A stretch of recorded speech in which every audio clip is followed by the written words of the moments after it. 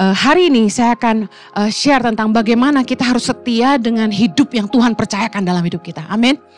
Hidup adalah kepercayaan dari Tuhan. Kalau kita masih bisa hidup sampai hari ini, berarti Tuhan masih percaya kita. Dan kita mau setia dengan itu.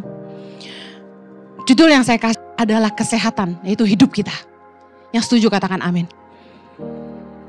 Kalau Anda miskin, Anda masih bisa bangkit dan bekerja supaya bisa makan. Saya ini orang yang pernah susah. Jadi saya ngerti apa yang saya ngomongin. Orang yang susah tidaklah menderita. Orang yang miskin tidak menderita. Orang yang tidak pernah miskin, lihat orang miskin sangat menderita. Tapi bagi orang yang udah biasa miskin dan gak pernah kaya, mereka gak tahu apa itu penderitaan. Karena bagi mereka biasa aja. Waktu saya ke NTT, saya lihat orang yang miskin, mereka gak punya kemewahan kayak kita, yang kita bilang mewah seperti bisa jajan di supermarket, beli potato chips, beli permen, biskuit berbagai merek. Mereka gak bisa makan coklat, mereka cuma ngunyah sirip pinang. Tapi mereka happy. Jadi saya bisa saksikan kemiskinan bukanlah penderitaan buat orang yang benar-benar miskin dan gak pernah kaya. Karena mereka gak tahu apa bedanya. Tapi coba suruh orang kota pergi ke pedalaman yang gak ada fasilitasnya. Mereka sangat-sangat menderita. Saya kasih tahu, kalau Anda miskin, Anda masih bisa bangkit, kerja dan bisa makan. Tapi kalau orang yang sakit, ada uang pun mereka nggak bisa makan sembarangan. Yang kolesterol darah tinggi, diabetes, katakan amin. Untuk apa coba hasil kerja keras kita kalau kita nggak bisa menikmatinya? Pengkhotbah 6 ayat 2 berkata, orang yang dikaruniai Allah kekayaan, harta benda dan kemuliaan, sehingga ia tidak kekurangan suatu pun yang diingininya, mau apa bisa beli. Tetapi orang itu tidak dikaruniai kuasa oleh Allah untuk menikmatinya. Melainkan orang lain yang menikmatinya. Inilah kesia-siaan dan penderitaan yang pahit. Saya kasih tahu, penderitaan yang pahit itu bukan kemiskinan. Tapi ketika kita bisa punya segalanya, tapi kita gak bisa nikmatin. Yang makan coklat pembantu di rumah. Anda cuma demen belanja aja, ya kan? Kayak saya, keluar negeri gak pernah gak beli coklat. Tapi ujung-ujungnya satu butir pun gak pernah saya makan. Karena kan Ibu Heni di endorse harus jaga body. Naik sekilo udah stres. Saya lagi ngurangin makan nih. Lagi berusaha ngurangin, sekali aja makan dalam sehari. Belum mampu. Tapi saya kasih tahu, orang yang makan sebanyak apa gak pernah gemuk. Saya mau kasih tahu, Anda hidup penuh kasih karunia. Anak yang kerja di rumah saya, dia naik ke atas timbangan kemarin. Saya ikut ngintip, berapa? 38, kurang gizi kamu. Saya bilang gitu, anaknya kecil, kurus banget gitu. Iya nih, padahal udah makan banyak mah. Lebih banyak dari mama. Saya kalau lihat mama makan saya kasihan, dia bilang gitu. Dia kurang ajar. Dia kasihan sama gua. Terus saya bilang gini, kamu kalau makan langsung keluar ya? Iya payah, dia bilang. Makanya gak bisa gemuk, makan banyak keluar lagi. Saya liatin dia dengan pandangan iri hati. Enak banget kamu. Sekali lagi dia ngomong. Iya, kalau mama suka cerita, mama kok gak BAB, saya kasihan sama mama. Dia bilang gitu. Saya sampai dikasih fiber sama Dermaster. Supaya bisa ke belakang saudara. Saya ngiri sama suami saya. Kenapa sih bisa gak adil gini? Suami saya gampang banget ke toilet. Gampang banget tidur. Apapun gampang. Bagi dikit kenapa? Dia tinggal putuskan. Saya mau tidur. Langsung hilang. Gak perlu hitung satu. Langsung hilang. Hidup penuh kasih karunia. Jadi kalau Anda mau bicara berkat, bukan cian aja. Tapi karunia, kuasa dari Tuhan untuk menikmati hidup kita. Katakan amin. Haleluya. Orang yang punya penyakit, saya kasih tahu, itu sangat menderita. Mereka harus nahan rasa sakit karena penyakit. Pernah dengar orang kanker kesakitan? Aduh gak kebayang. Gak usah kanker deh. Yang pernah sakit gigi angkat tangan. Enak gak? Haleluya. Mending gue gak pernah makan permen, gak usah makan coklat kalau harus sakit gigi. Sakit gigi aja kita kesakitan. Apalagi orang yang sakit dan gak pernah berhenti rasa sakitnya. Vertigo. Urat kejepit. Oma-oma dan opa-opa katakan, orang yang punya penyakit bukan hanya menderita karena menahan rasa sakit. Tapi bagaimana mereka harus melewati begitu banyak tindakan medis yang mengoyak-ngoyak tubuh mereka. Saya tuh paling takut pisau operasi. Doa saya dari dulu adalah gini, Tuhan berikanlah kasih karunia. Aku gak mau Tuhan ranjang operasi, pisau operasi dilalukan daripadaku. Emang enak diedel-edel. Dipotong-potong, digunting-gunting, dijahit-jahit, ditusuk-tusuk. Enak gak kira-kira? Tapi banyak orang yang harus melewati itu. Operasi 1, operasi 2, operasi 3. Aduh Tuhan Yesus, sebagai hamba Tuhan kita bolak-balik suruh doain orang yang mau operasi kan Bapak Ibu. Saya cuma bisa nangis, miris. Orang yang punya penyakit itu harus ngelewatin proses pengobatan yang tidak mudah dan tidak murah. Anda tahu orang kalau sakit ginjal obatnya berapa satu hari dia minum? 1 kali tenggak 15 butir katanya.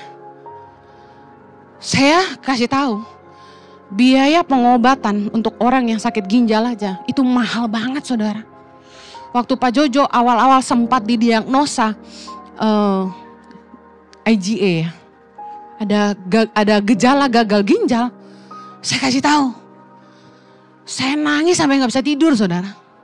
Stres saya nggak mau suami saya mati muda, terlalu ganteng, terlalu baik. Waktu kami ngambil obat, kaget saudara.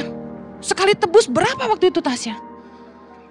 Lebih sayang, belasan kok. Pertama kali itu belasan. Saya bilang ini baru gejala aja udah belasan juta obatnya. Bagaimana selanjutnya? Gak kebayang. Belum yang treatmentnya di MRI aja mahal banget ya saya. Kaget-kaget kita bayarnya.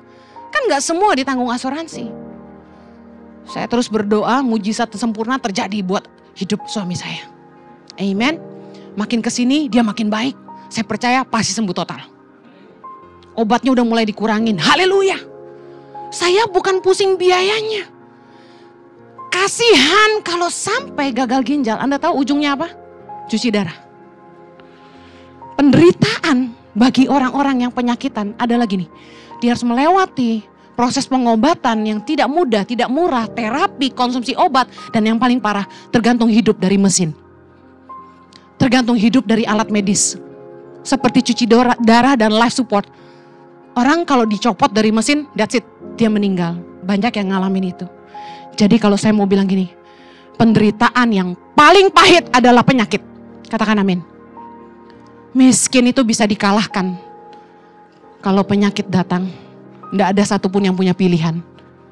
Kita cuma bisa berusaha, tapi saya mau kasih tahu, jangan pernah menyerah.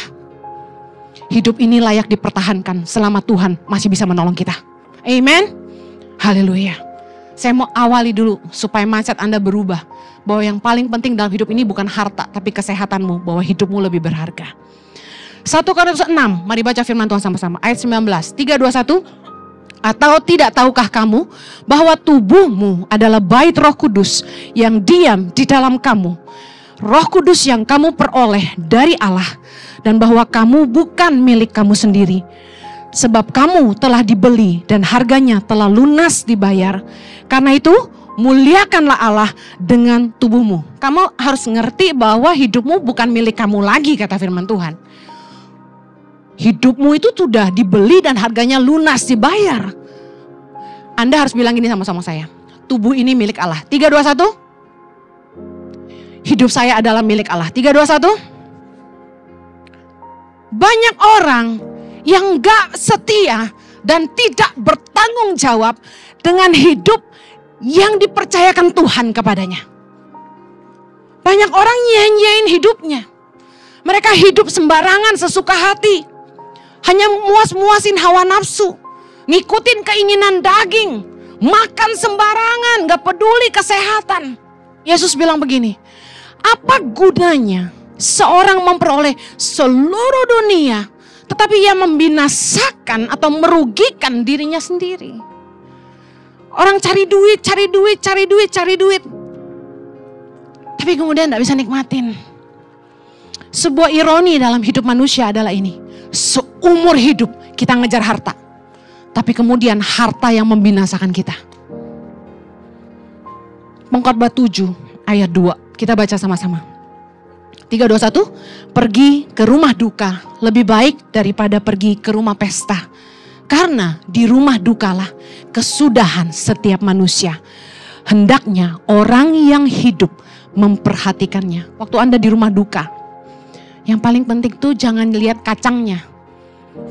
Jangan cari buburnya, siomainya, pastelnya, donatnya. Yang Anda harus perhatikan, kata firman Tuhan, hendaknya orang yang hidup memperhatikannya adalah apa? Ujung dari hidup semua orang adalah kematian. Anda mau hidup dalam kebenaran, Anda tidak hidup dalam kebenaran, ujung hidupmu adalah kematian. Tua maupun muda, kita semua akan menghadapi hari kematian. Kita harus sadar bahwa tidak ada seorang pun yang bisa menahan kematian ketika hari itu datang. Karena itu kita harus mempersiapkan diri. Kapan saja Tuhan panggil kita. Kita tidak bisa bilang gini, gue masih muda, masih panjang Bu Heni. Siapa bilang?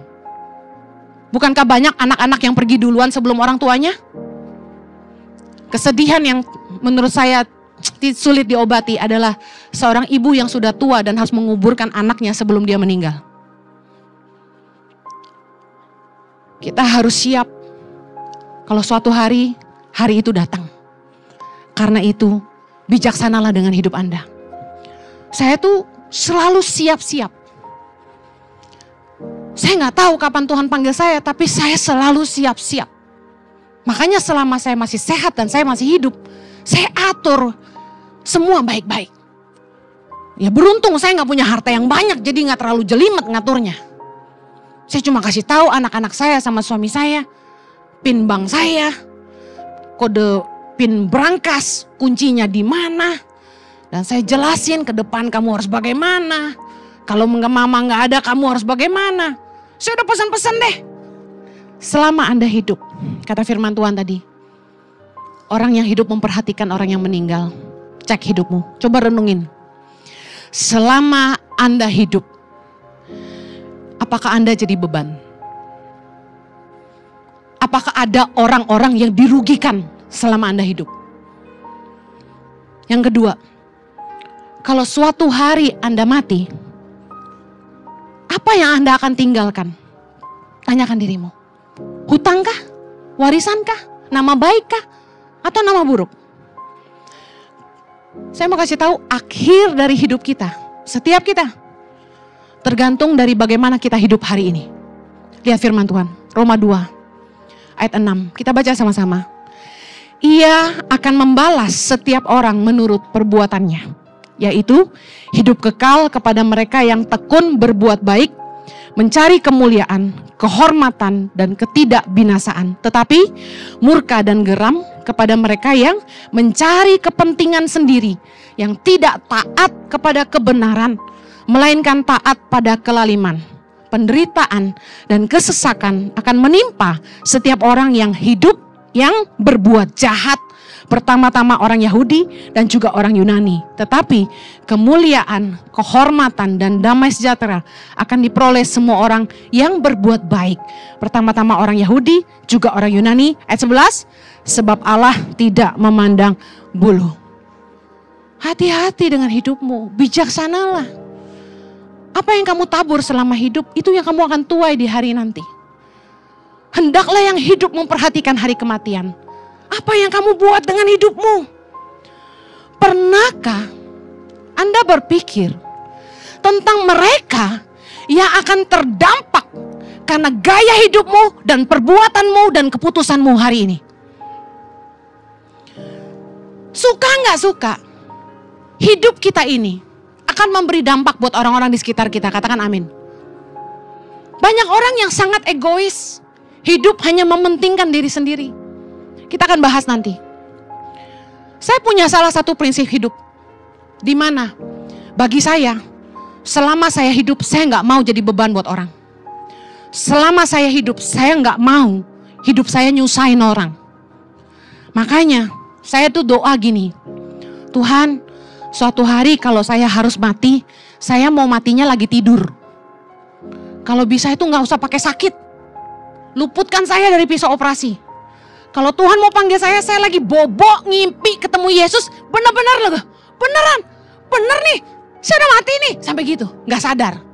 Tahu-tahu udah dipanggil Tuhan aja, nggak usah pakai jatuh di kamar mandi, nggak usah lah Tuhan, lagi bobo aja. Doa saya, kalaupun Tuhan izinkan sakit penyakit, jangan lama-lama Tuhan, mungkin 3 hari udah panggil aja lah. Jangan sampai nyusahin keluarga saya. Karena kenapa? Selama hidup gak nyusahin orang, jangan mati nyusahin orang. Saya menyaksikan, ada seorang kenalan dekat mama saya. Mamanya sakit parah. Sampai harta mereka habis untuk mamanya berobat. Karena bagaimanapun kita sayang mama kita toh. Dia sampai udah gak punya uang. Dia jual tokonya supaya bisa bayar tagihan rumah sakit yang banyak. Belum selesai tagihan, dia harus jual rumahnya supaya bisa bayar pengobatan mamanya. Mamanya gak keluar-keluar di rumah sakit. Anda tahu, akhirnya mamanya meninggal juga. At the end of the day kita semua harus meninggal, bukan? Tapi bagaimana dengan mereka yang kita tinggalkan? Setelah mamanya meninggal, anaknya udah gak punya apa-apa, saudara. Dan yang sedih gini, anaknya udah gak muda. Umurnya udah hampir lakcap, udah 50-an. Istilahnya mau bangun hidup lagi berat. Bukan gak bisa, masih bisa. Tapi kasihan. Makanya saya doa sama Tuhan. Kalau suatu hari Tuhan panggil saya gak mau jadi beban buat anak-anak saya. Makanya dari sekarang asuransi kesehatan dan asuransi jiwa penting, saudara. Agen asuransi selalu diuntungkan dari khotbah saya. Meskipun saya bukan agen asuransi, tapi saya kasih tahu. Saya paling marah sama orang-orang yang egois. Makan seenak perut. Makan yang dia mau. Hidup sembarangan. Tidur subuh, bangun siang, hidupnya gak sehat. Tapi begitu dia sakit, gak punya asuransi. Ngantri BPJS, bagaimana rasanya? Haleluya. Yang paling parah, udah gak punya asuransi, yang harus bayar keluarganya. Lalu, begitu meninggal, gak ninggalin asuransi jiwa, yang bisa nutupin utang-utang biaya pengobatan. Bye-bye. Betapa egoisnya orang hidup, gak mikirin apa yang akan terjadi dengan orang-orang yang terdampak dengan gaya hidupnya dan keputusannya. Baik ketika dia hidup maupun ketika dia mati. Yang mengerti katakan amin. Rasul Paulus dalam banyak ayat. Salah satunya 1 Tesalonika 2 ayat 9. Kemudian 2 Tesalonika 3 ayat 8. Diulang kata-kata yang sama. Supaya jangan menjadi beban bagi siapapun juga di antara kamu. Dua-dua ayat ini mengatakan yang sama, bagaimana Rasul Paulus berusaha dalam hidupnya. Dia tidak mau jadi beban bagi siapapun. Hidup ini harus jadi berkat. Coba pikirin, siapa yang akan terdampak dengan semua keputusan yang Anda buat hari ini? Siapa yang akan terdampak dengan gaya hidup Anda hari ini?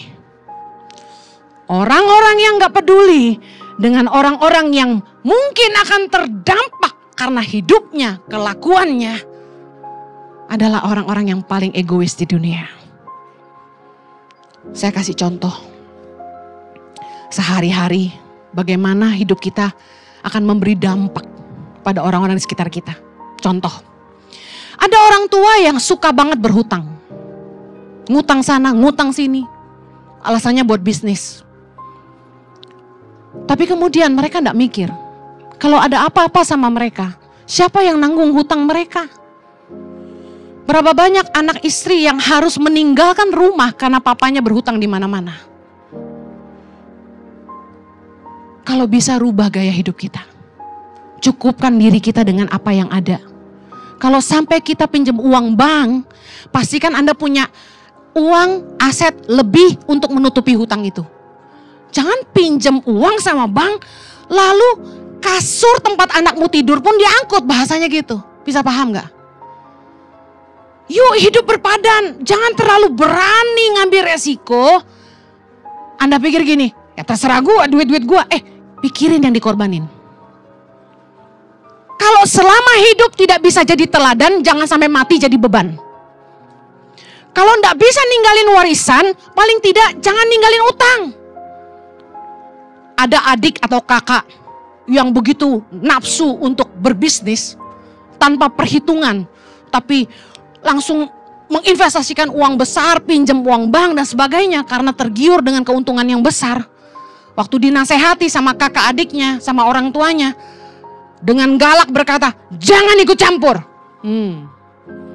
Dinasehati sama sahabat-sahabatnya, bilang apa? Bukan urusan kalian.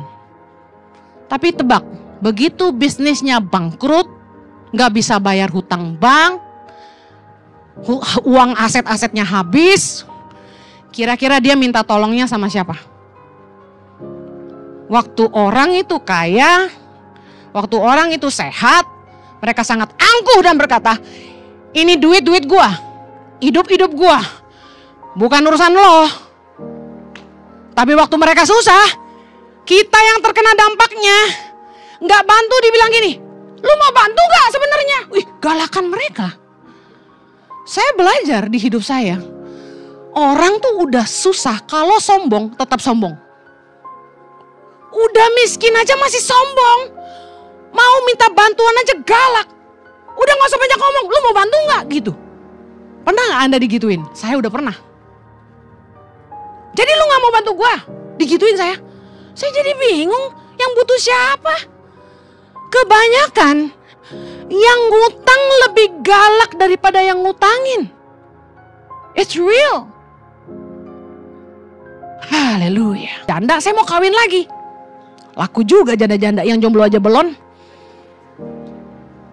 Terus saya nanya langsung, maaf Bu, boleh tanya, Ibu rencana kalau nikah lagi izin anak gak? Kan anaknya udah gede-gede. Minta restu gak sama anak? Orang tua biasa sombong kan? Ngapain kita kawin lagi minta izin anak kita? Ngapain kita nikah lagi mesti minta restu anak? Hidup-hidup kita orang tua. Hang on, Ibu umur berapa? 40-an, oke. 40-an masih bisa punya anak ibu-ibu? Bisa. Eke masih subur. Katakan umur 42 punya anak lagi.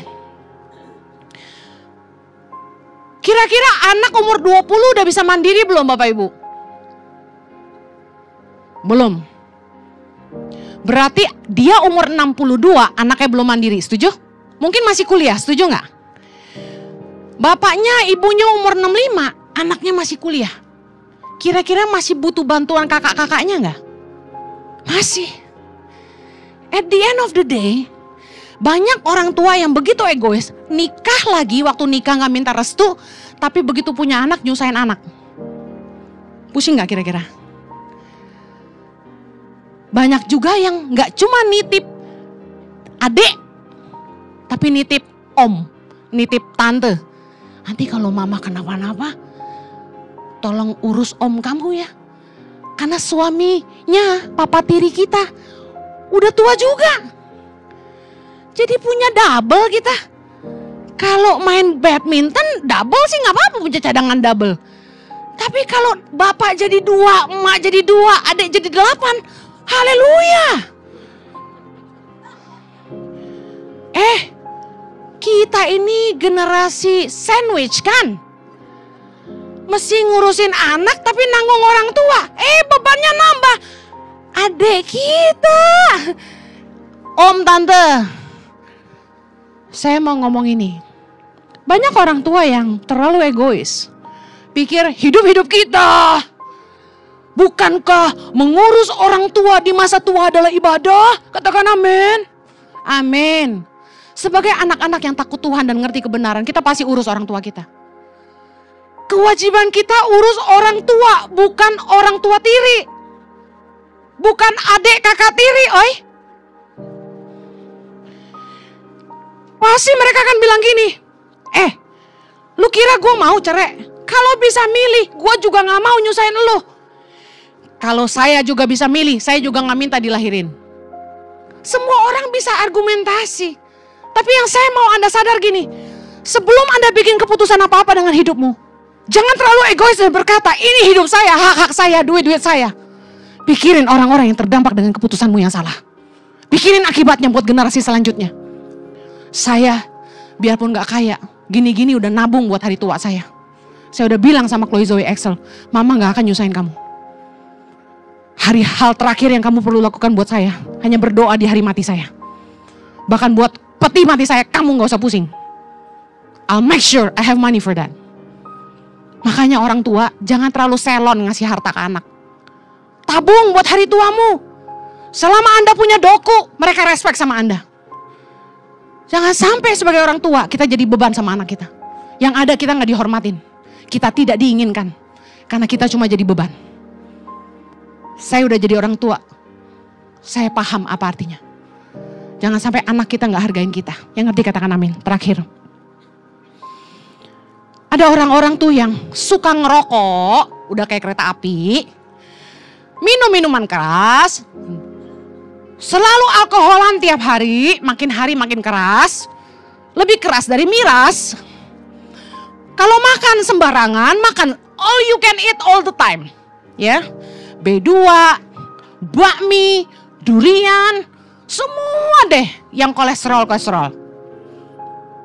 Tapi terus gak mikir, gimana dengan hidupnya ke depan? Pengkhotbah 7 ayat 17 bilang gini, janganlah terlalu fasik, janganlah bodoh. Mengapa engkau mau mati sebelum waktumu? Saya percaya banyak orang yang mati sebelum waktunya. Sebenarnya Tuhan punya rencana yang lebih panjang buat dia, untuk dia hidup sehat. Tapi karena dia rakus, dia mati duluan. Sebelum rencana Tuhan selesai dalam hidup dia. Anda percaya gak?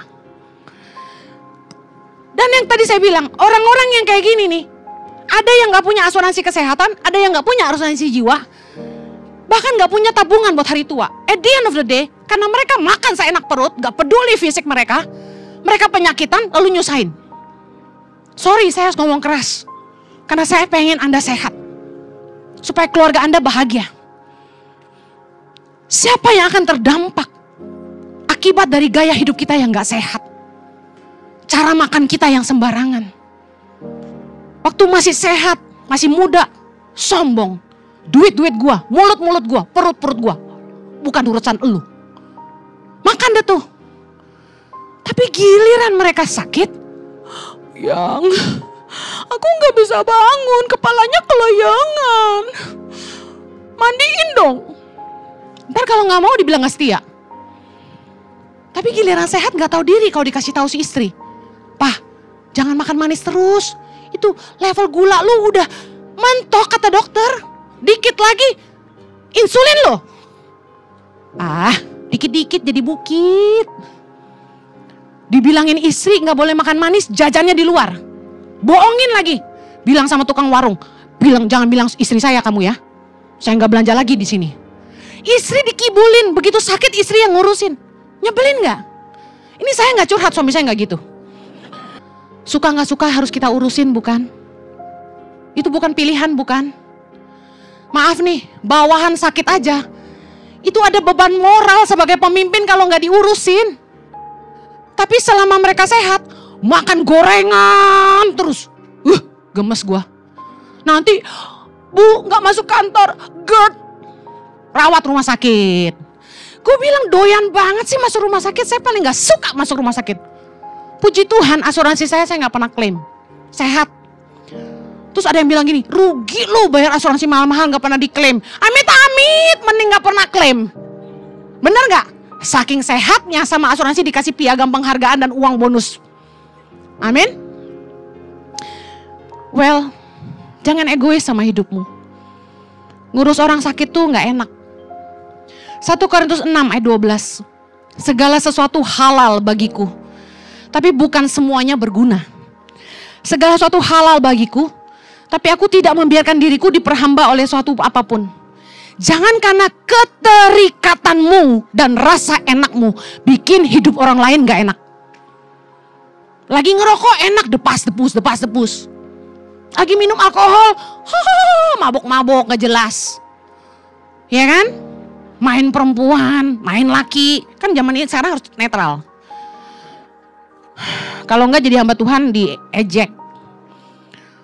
Jangan Anda yang enak-enak, orang lain yang harus nuai yang gak enak. Bisa paham gak? Saya akhiri, karena waktu saya habis. Mari bijaksana dengan hidup kita hari ini. Berpikir panjanglah. Apa akibatnya? Apa dampaknya? Buat diri kita sendiri dan buat orang-orang di sekitar kita. Keluargamu, teman-temanmu, atasanmu. Jangan sembarangan dengan hidupmu. Supaya Anda tidak jadi sumber penderitaan. Bertanyalah pada diri Anda hari ini. Siapa yang akan terdampak dari semua keputusan yang saya buat. Dari gaya hidup saya hari ini. Dan mulai bijaksanalah.